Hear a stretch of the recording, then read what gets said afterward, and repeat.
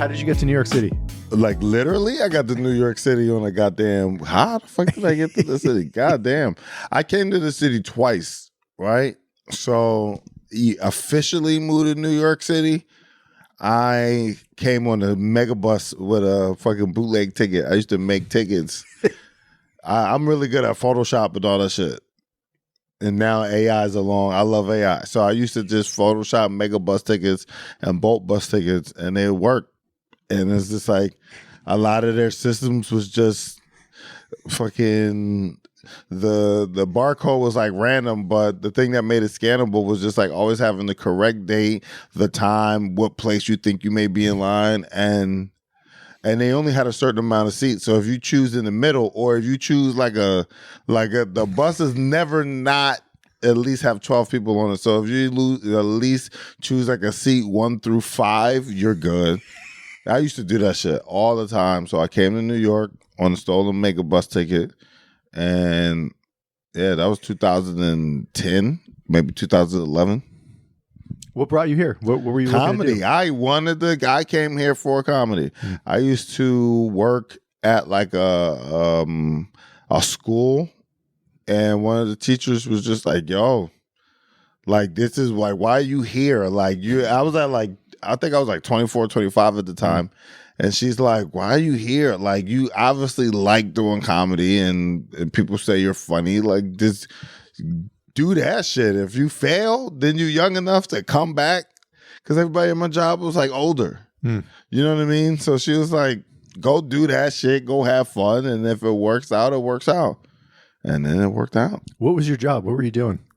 I just worked as like a teacher's assistant. I worked for like AmeriCorps and all that stuff. You know AmeriCorps? For like sure. City Year? Yeah. Shit like that. Yeah, people don't do that.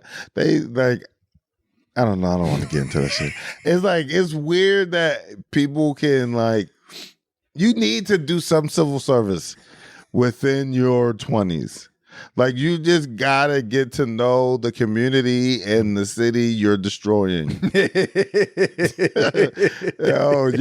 Just you living is destroying that shit. So you need to at least give back. So I did that type of stuff. I used to do all that type of shit, and it was fun. It was rewarding. I met some really cool people.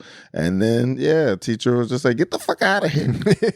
And then also, at the time, I had friends like Derek Gaines and all of them who were going back and forth to New York. If they haven't moved up already, they were like, "Yo, this is where the fuck it's at. Like, Philly is cool. Like, staying where you are is cool, but you're going to another city and setting up shop and making a life for yourself off of comedy or just something that you really like care about is the dopest thing ever." Yeah. So I'm like, I'm glad I moved because life is dope.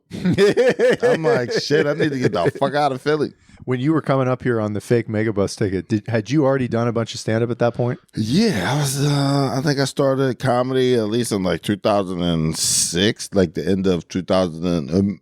2006, maybe 2005, like late 2005. But yeah, I started in 2006, and I mean, it's kind of, as long as you're curious, you'll move up quick, I feel like, right? So, like, I just started doing more stages, but by just asking other comics where they were going, or asking them if I can just tag along. And I'm like, you don't need to recommend me or anything. I just want to look and see what the fucking room is about.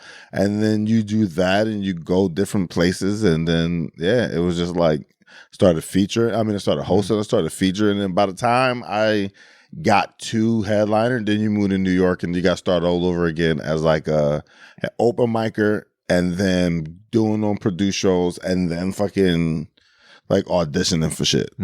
How did you know it was time to get out of Philly and come up here? Because that old lady told me to get the fuck out. And I believe in signs, dog. I believe in signs. I feel like sometimes things just are said to you by people you don't expect them to say them, and then they just hit you and just cut at the right fucking artery.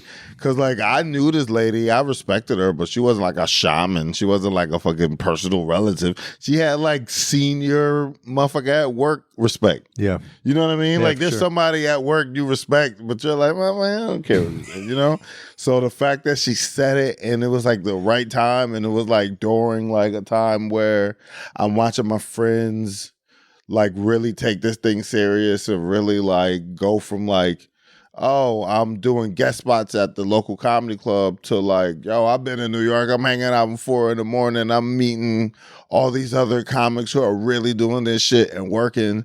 And then I'm like at this job and I'm like, do I want to fucking be that loser who's always on the, not loser, but that friend who's on the phone and like, hey, how's things going? Or am I going to fucking jump in the pool too?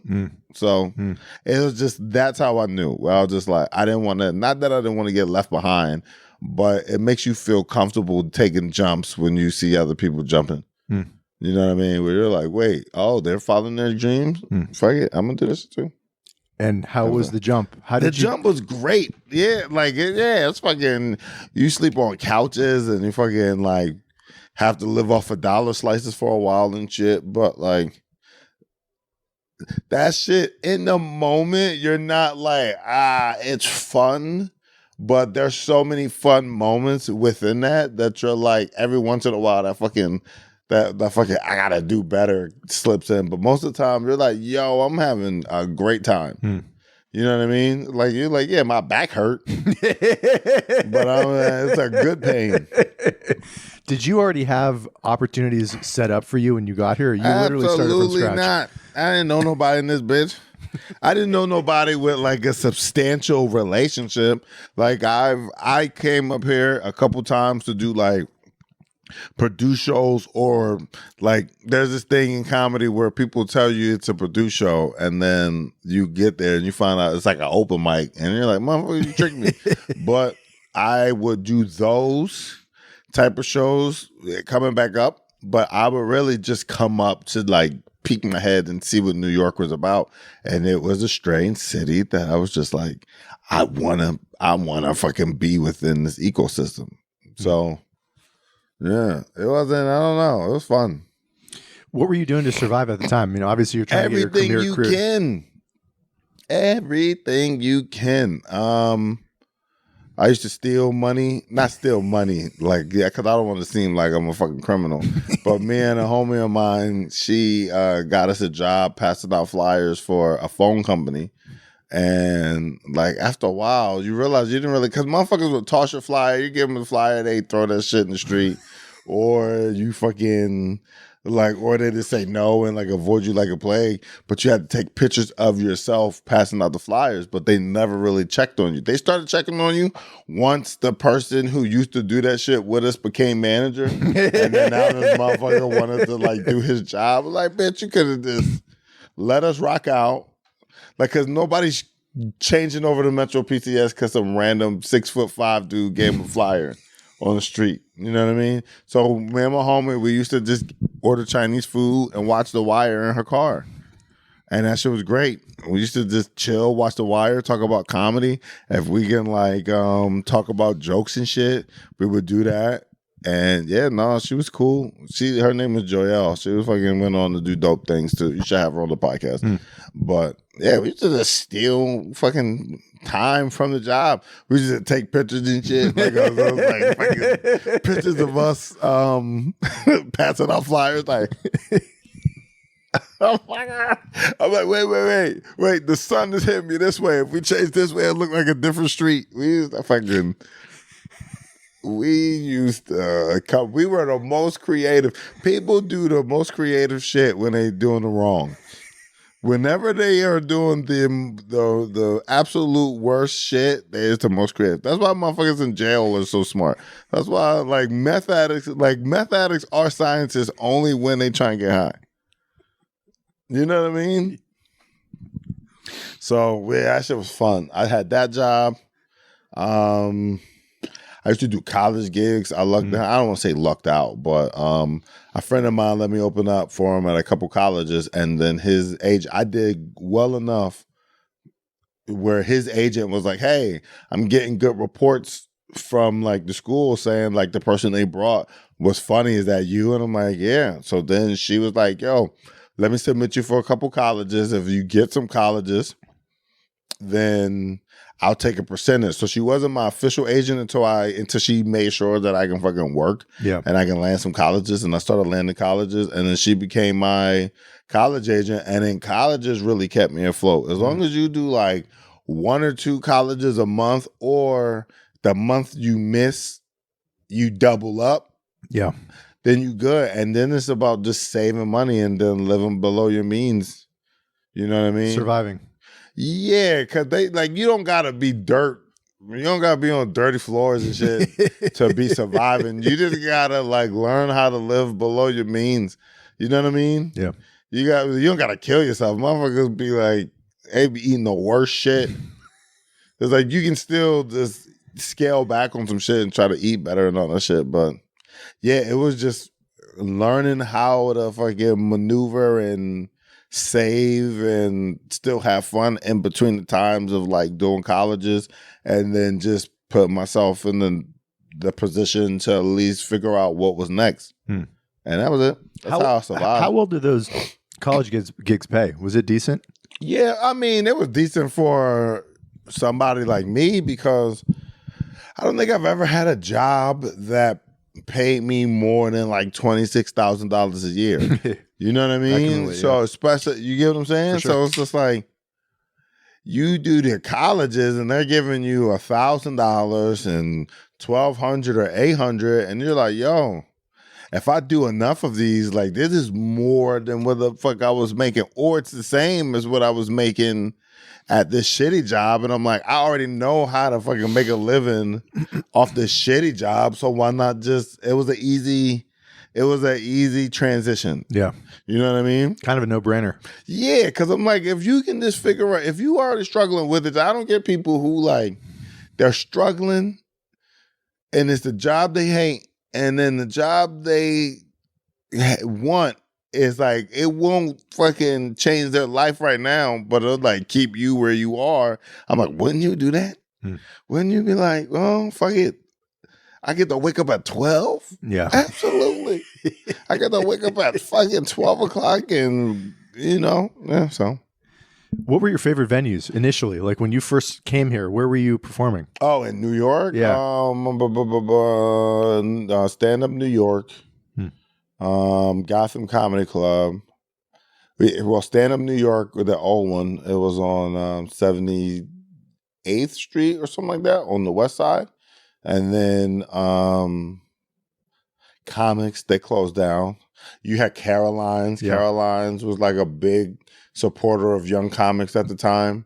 You know what I mean? If you was like doing anything in the city, and like you were like, you had like a good record of like having good sets, and you would be at Caroline's. And then, you know, it just ended up losing. It closed down, but Caroline's was dope. I used to be there a lot.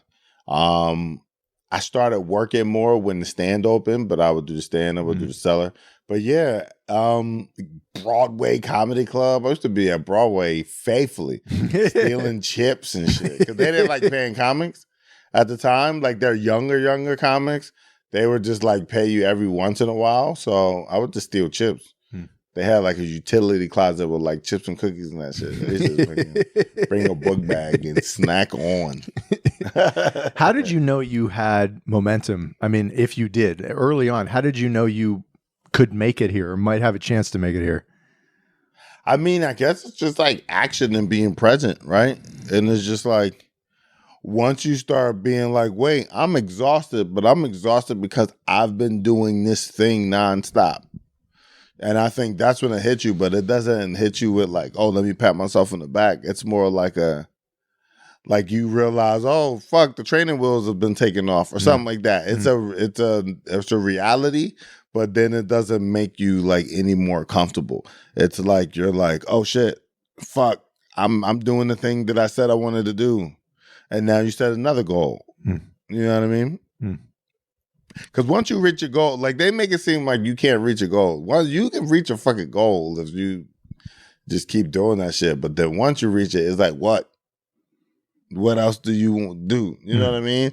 Like, is the goal to maintain that goal? Is there's another goal in mind? Because now you either got to live that experience and do the best, or you got to fucking figure out something after that. What were your goals when you got here? Bunch of goals. I wanted the late night. My first goal was just to work. I'm like, I want to do stand up when I can.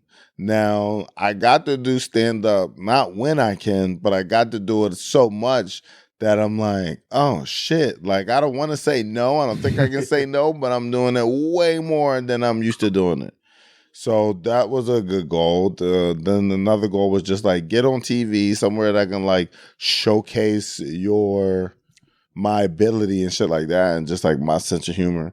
So then I did that, and then before that I had like managers and agents and shit like that, because they would come around to different shows, or somebody would recommend me. It'd be like a comic that's like, oh yeah, my boy, or like I don't know if they do that now. I don't think they do that because of social media, but like agents and shit used to hang out at the shows. They used to go out to like popular shows, chill. Most agents are fucking young anyway. Like they're at least like they're only like 7 years older than you, and they're just out watching, seeing who's doing what they're doing, and then they just fucking start setting up meetings. So once it started feeling like what people talked about on TV, they're like, yeah, you get the agent and this. It was like, oh, okay, this is what the fuck they're talking about. But now I'm settled. Now I'm like, I'm in this bitch. Now I'm like, hey, I'm here. Now I'm like, figure something else out. Did you feel like you belonged from the beginning, that you could make it here? Did you have that level of self-confidence, or not really? I don't even know if it's confidence, the feeling of belong. I think the feeling of belonging and confidence are two different things, right? Like confidence is in your ability to do something.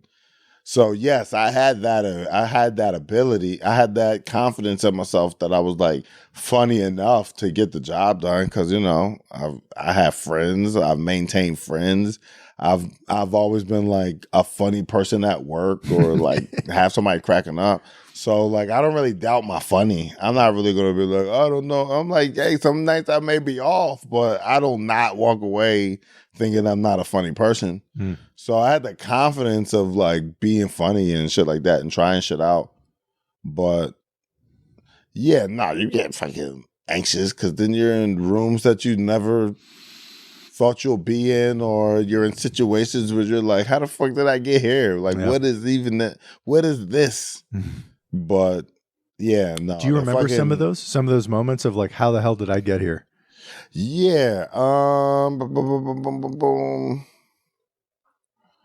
There's a couple of them. I think the first moment was China. I got to perform in China. It was it was two comics, and they have like a comedy tour in China. They sold it to like a Live Nation, so that was dope. But I'm glad I got to be a part of that shit. That shit was fun. But like I was just I went from like doing stand up and just like New York to somebody being like, yo, you want to come over to China and bounce around and do some cities? And I'm like, okay. And they're like, and you're not going to lose no money. They're going to put you up in nice hotels. All the shows are like, if not sold out, they're close to being sold out.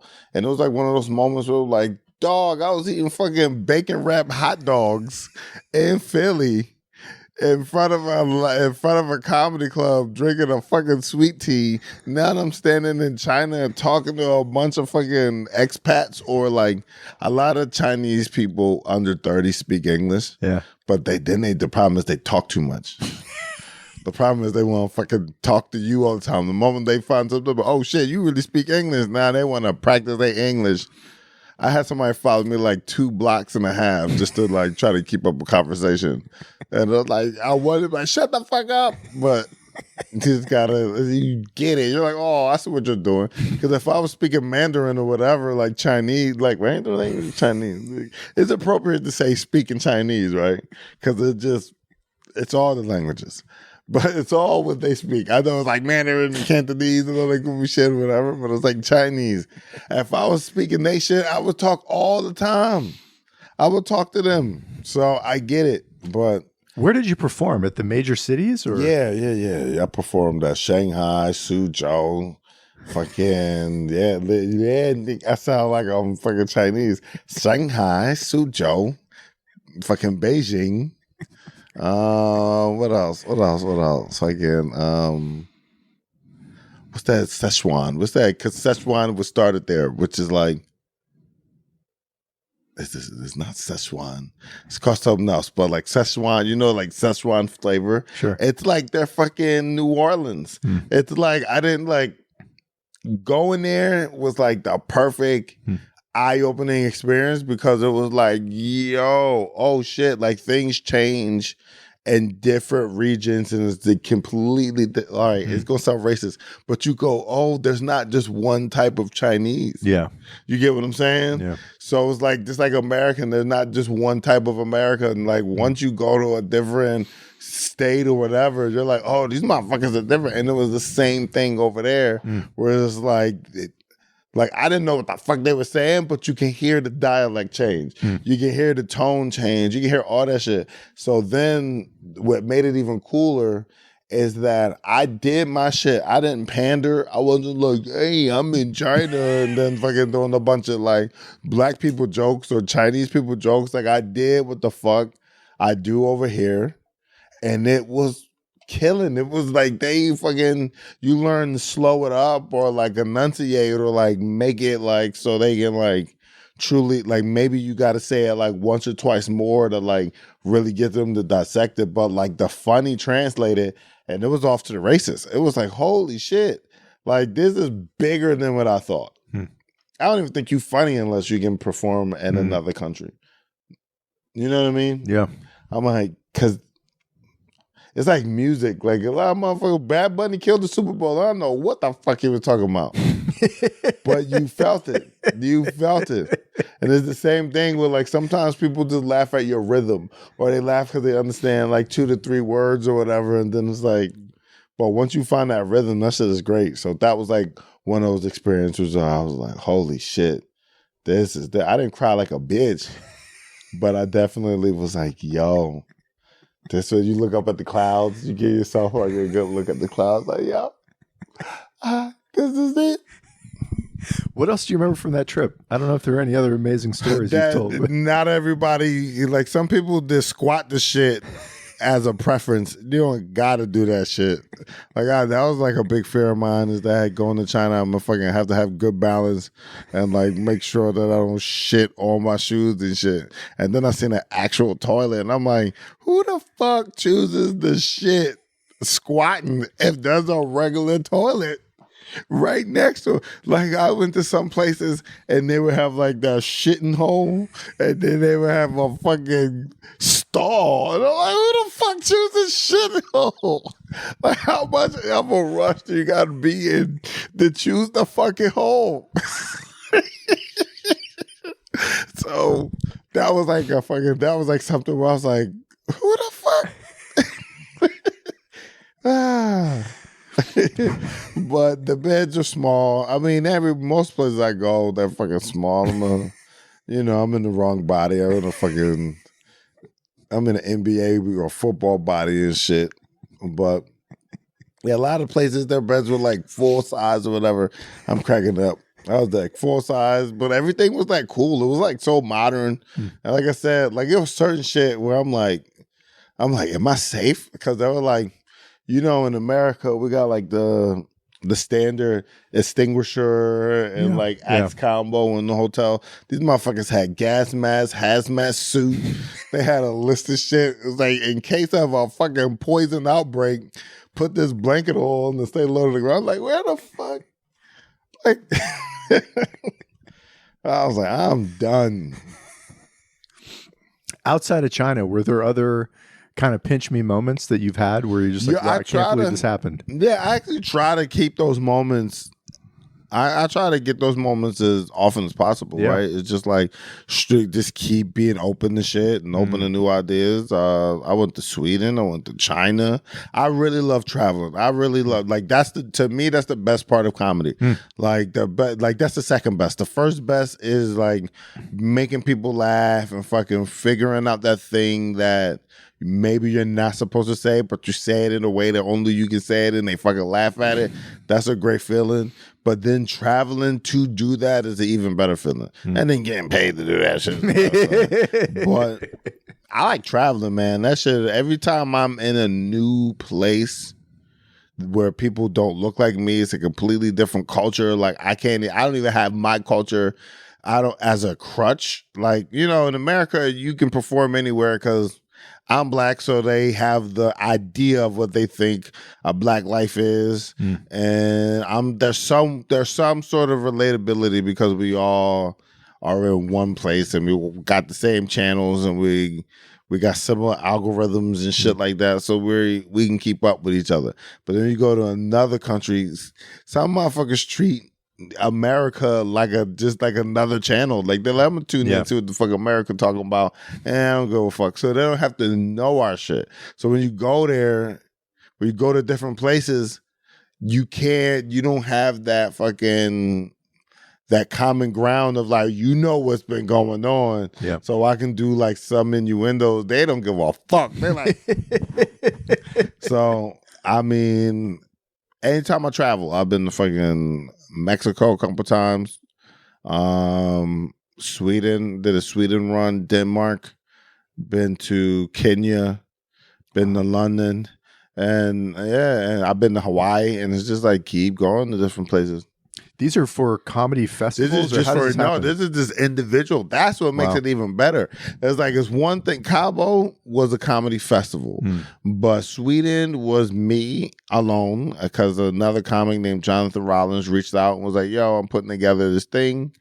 Will you want to pull up? And it's in Sweden, and I'm like, bet. And I was out there for like 10 days. That shit was dope. Did a bunch of shows. China did a bunch of shows.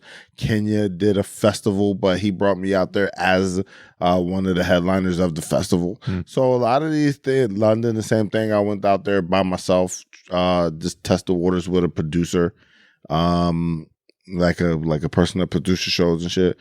And it's like sometimes that's the best way to do it. It's like you go out there by yourself, you find out how it really is for you. Because sometimes you go out there, you have a great time, and then it's the festival feel. They're really there for the festival, not because of you.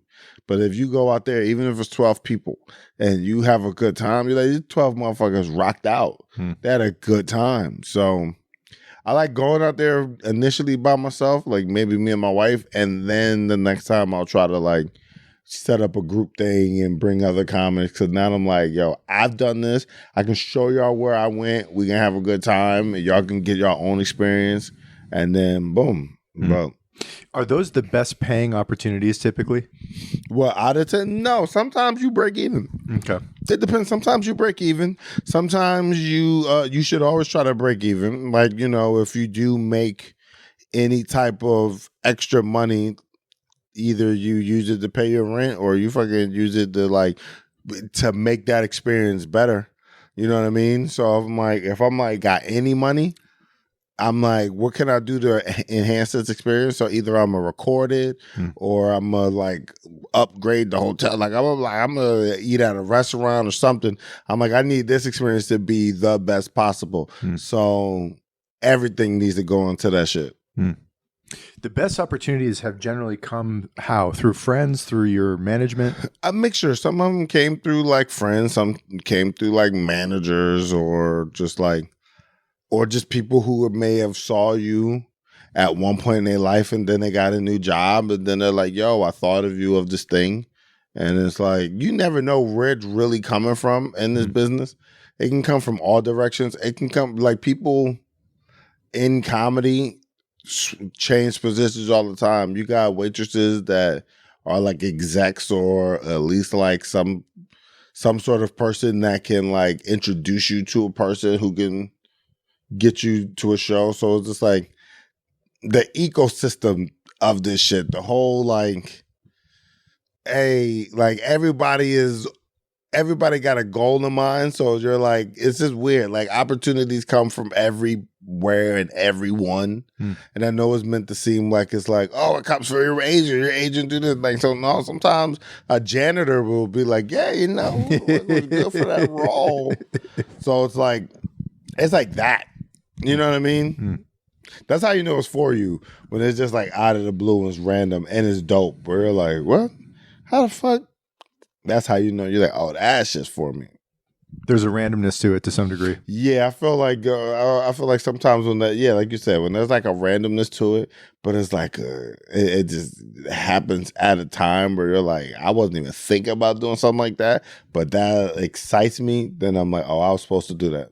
Over the years, what have you come to enjoy talking about on stage? Is it roughly the same as when you got here, or have you changed it up? I've definitely changed it up. But I first got here, I was more of like a jokey joke guy, where you write a good joke, and then there's just like, look at the trickery and look at the words I've said. Very clever. That. Yeah, and then as I started doing comedy more and more and more, and I wanted to be up there longer, I realized, I want to have a conversation. I want to be a funny guy. And I've always been on a journey to just be like this funny guy on stage, because I feel like that lasts a lot longer. Like, people can like hear you and be like, oh yeah, his jokes or whatever, and they know your cadence, and then they can mock you and all that shit, and they can do impression of you. But then there's some people who they just want to hear what the fuck you got to say. Yeah, like when something is going on in the world, they just want to hear your perspective on it. That's my goal. I want, at least in this bit, nothing else. I don't give a fuck about any other medium. Like, I don't want them to be like, oh, we got to see Monroe's thoughts on this thing on his YouTube. Like, I want them to, like, want to hear my funny stand-up take on shit. You know what I mean? So I always try to talk about my life. I always try to talk about, like, what I'm thinking, what I'm going through, what I'm feeling, or what I'm like, what I don't understand. Like, I'm always, like, up there just trying to explore, just, like, find something to just like that we can be like, yo, you been feeling that shit too? Or if they go, no, I don't, but they're like, no, I don't know what you're talking about. Now that's an opportunity for me to explain it in a funny way. And then, you know what I mean? So, man, they can't see a struggle. But how do you, in terms of like your writing process, do you have a pretty disciplined like days of the week when you write? How do you come up with it? No, I say it into my phone now. Right now, I just say it in my phone, because I really like sitting down and writing. It's like, if I wanted to be like word perfect on stage, then yes, that makes sense. But if my goal is just to fucking I don't want to say transmute, but like fucking transfer and like translate these fucking weird thoughts and ideas to an audience. What the fuck I write it down to remember it, but I'm not writing it down to like, cause now I got a script. Yeah. And then I'm like thinking, what the fuck did it say on that page? No, I want to just, like I said, go up there, be a funny dude, have some premises down. I definitely write to a point. Like I'll write the premise down. I'll write the point down. I'll write the thing that made me laugh down. I'll scribe something in order to remember it or explore it more, but most of the work is being done every time I talk. Every time I hit that stage and I'm trying to figure out a quicker way to get to it. I'm trying to find what words to use that help drive my point or that funny home. You know what I mean? Yeah. Has it gotten easier over the years? I would imagine it probably has. Just being able to take the material. Comedy has gotten easier. The career has it. The career is like, you got to figure out new tricks of the trade. But comedy, the more you mature in it, I feel like it does get easier, but then you just got to challenge yourself. And the challenge is just like, now I think my challenge is just like, if I believe that I'm doing it right, let me get in front of, not doing it right, but doing what I'm setting out to do, which is like try to have conversations and be a funny person.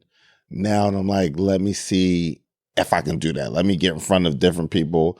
Let me go on the road. Let me like go to different places where I'm like, why the fuck am I at a cookie shop 3 hours away from it? You know what I mean? Like, sorry, my bad. You were talking about tricks of the trade. What are the tricks you've learned? Tricks? I don't know if it was a trick. Because a trick makes it seem like there's some sort of the deception in comedy. I don't think there's any deception in comedy. I think the audience should go knowing what to expect.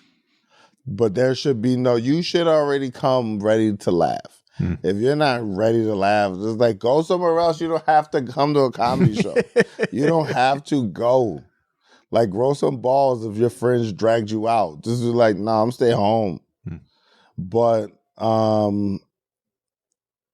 don't necessarily be like, oh, this is a trick I've learned. But sometimes you pick up things where you do it so much, or you do something, maybe it's like a quirk or something, and then you're like, wait, oh shit, that either enhanced what I've done or taken away from what I'm trying to do. And you just, as long as you're present and like observant about those things on what to like change or add, but not in like a pessimistic way, because you still gotta love the act. Like acts are fun when you love them, even if you don't know all the jokes. You have the most fun when you're like, yo, I fucking love this little nest that I'm building, this little nest of like, oh, I got this joke and this thought and this point of view that is saying what I want. Like, it's the best when you're like, all right, yeah, because then you're giving it everything it needs to like grow and become like a funny bit and maybe be TV ready. But when you go at it with like negativity, you're like, I fucking hate it. It's like, yeah, then that shit sucks. It's like kids, right? You fucking you beating the shit out of your kid and smacking it up and telling it what it ain't gonna do. That motherfucker do drugs later. Motherfucker become an alcoholic. You're like, how'd you get like this? I tried my best. Nah.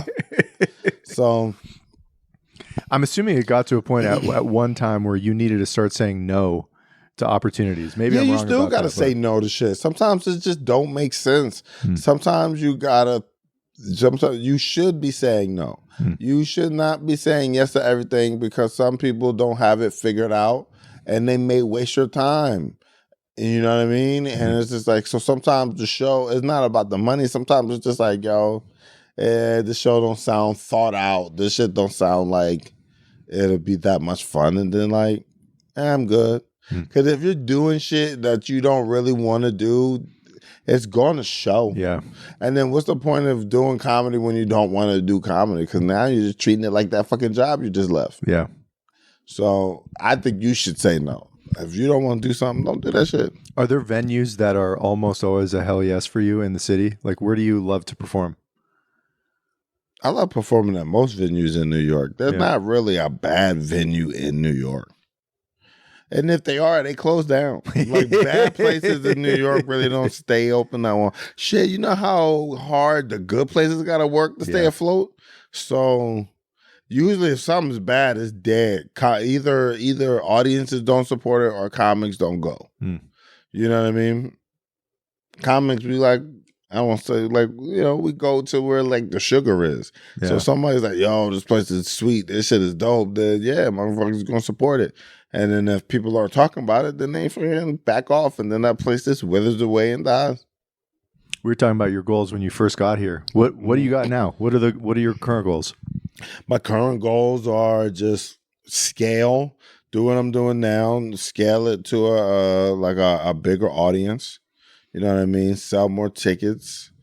But not sell more tickets for the sake of selling more tickets. Selling more tickets because I want to see more people. I want to like see how many people I can make laugh with this shit. You know what I mean? So it's more of a curiosity thing. It's like, how many motherfuckers fuck with what I'm talking about?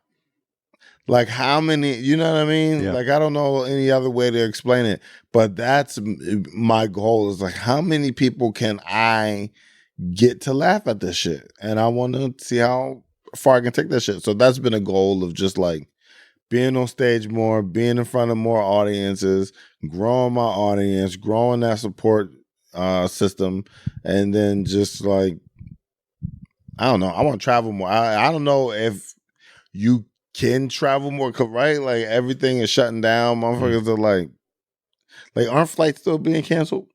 I haven't flown in it's been like since a couple months. I went to DR last. That was like a month ago. And that shit was easy. Everybody was like, the airports are crazy. And they just let my ass. Like, I was like, oh, all right. But also, I have a baby. When you have a baby in the airport, motherfuckers like open up for you.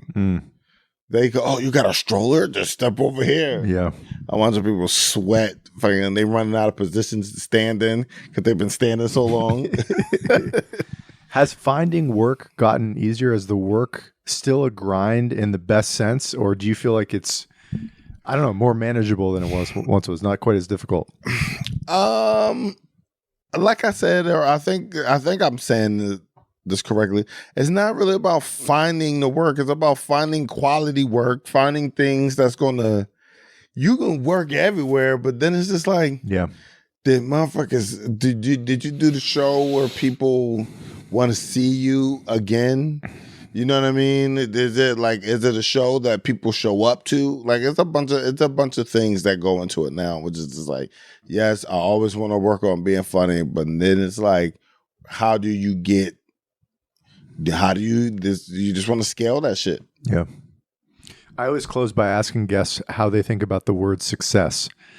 And I know you have a 11-month-old. You were telling me at this point in your life, what does that word mean to you? What is success look like? Success is ongoing. Like they're successful. You can feel successful. And then maybe that's the end of it for there. You like, oh, okay, I feel successful at this. But then it's just like, it's an ongoing process. Evolving. It's an evolving process. It never ends.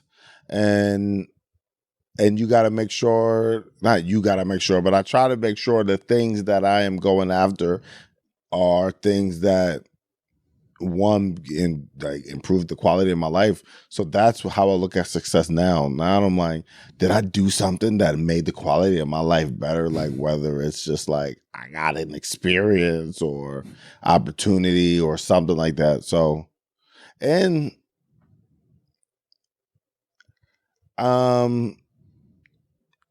when it comes to success, you just got to be aware that you achieved the thing you wanted to achieve or a piece of it. You know what I mean? So I hope that makes sense. Sometimes you see success and then you're just like, oh, fuck.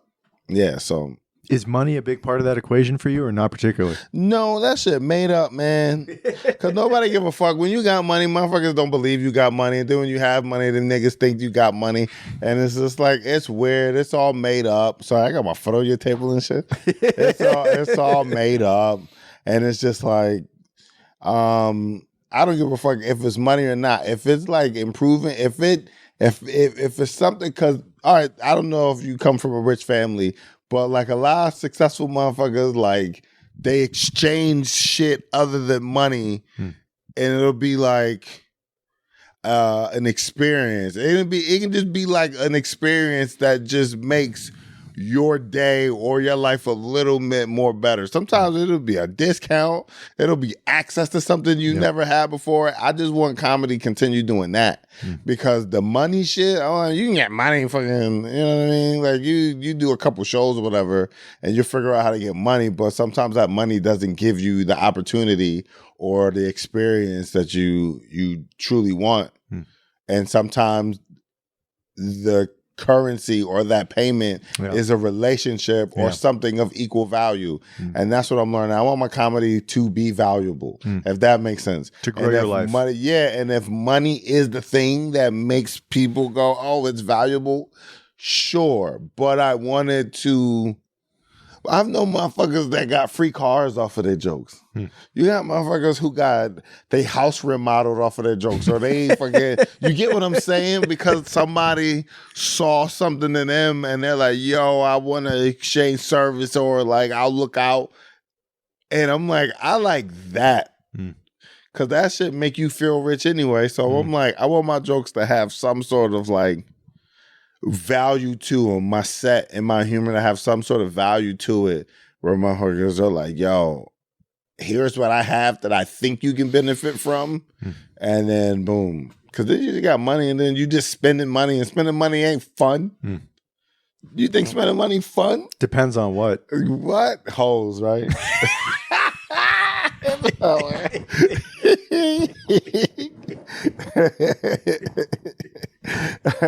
different kind of wealth. Yo, no, nah, I don't know. Not spending money ain't fun, but like, there's no like, I don't know. You go to restaurants and the motherfuckers still treat you like shit, or they still got an attitude. Mm-hmm. So it's just like you made money and then you spent that money and then you're sitting there like, this motherfucker didn't give me that experience. Not having a great time. Yeah, so I'm like, I would always rather just like, if the money can take care of my family and shit, but if I can just fucking do something and make my, like, I'm trying to think. Make a rich life. Make a rich life. But I don't even know who I can use as an example. But like, man, I don't know. Like, I just want my jokes to be valuable. What I say to have some sort of, my humor to have some sort of value. Because I don't want it to be like, I want to say something and it has value and it has weight. No, I want motherfuckers to be like, that motherfucker is so funny.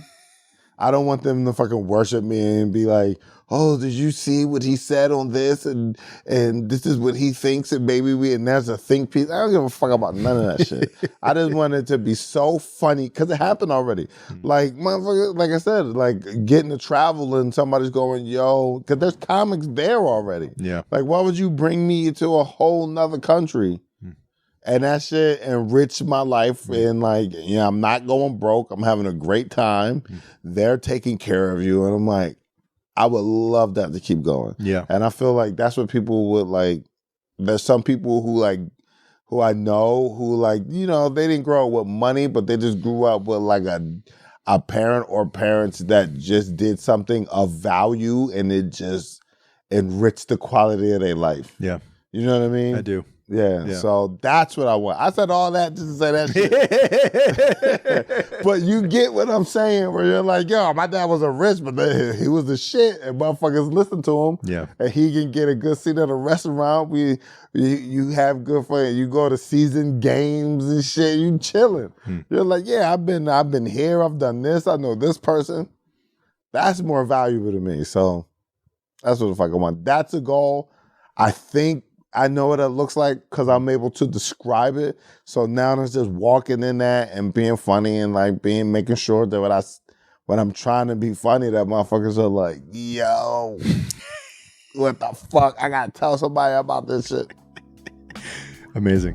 Thank you so much for doing this, man.